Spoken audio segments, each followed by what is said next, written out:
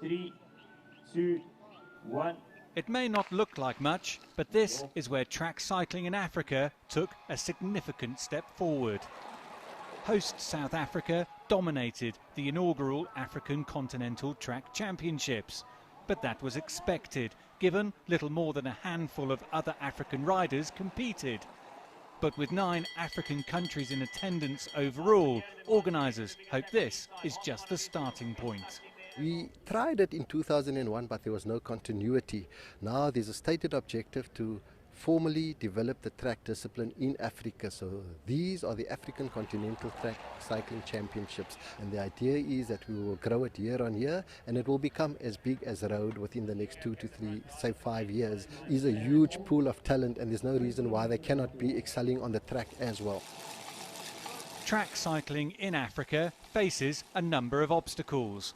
Not only is it hugely expensive, but there are only a few tracks dotted around the continent. But that could soon be about to change. This is Nora Dessem from Tunisia. She believes that in time and with more experience, she can vie for the top prizes. It's a good experience here to ride with strong girls, to get a more better level. Essentially, our level is near to them, and I'm sure I will be better next few years. I will get gold medals. But not all the African riders are rookies on the track. Jason Daniel Butler represents Nigeria, although this is his first time in Africa, having grown up in London. His local track is the London 2012 Olympic Velodrome. Before I left the UK, a lot of people did get interested, and they were saying, you know, keep in touch, let us know how it goes.